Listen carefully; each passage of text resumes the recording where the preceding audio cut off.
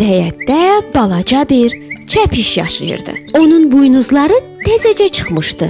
Çəpiş buynuzlarıyla fəxr edirdi. Onları hamıya göstərmək istəyirdi. Kimi gördü, yanına qaçıb deyirdi: "Buynuzlaşmaq istəyirəm.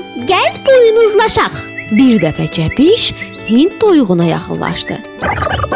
Yerində atılıb düşərək dedi: "Gəl buynuzlaşaq."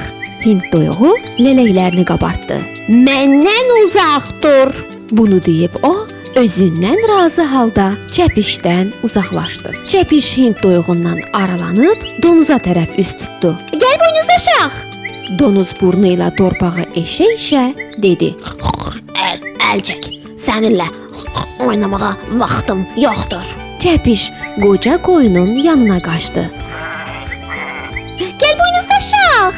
"Məndən kənar dur." deyən qoyun çəpişə güldü. "Səninlə buynuzlaşmaq mənə yaraşmaz."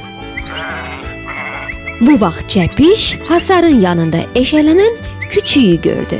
Sevincək onun yanına gəldi və dedi: Küçük qardaş, gəl buynuzlaşaq. Gəl. deyə küçük də sevindi və çəpişin ayağını bərk dişlədi. Dayan.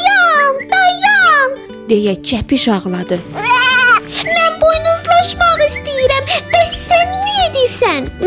Mən isə dişləmək istəyirəm. deyə küçük cavab verdi və çəpişi bir də dişlədi. Bundan sonra çəpiş bir daha heç kimlə buynuzlaşmaq fikrinə düşmədi.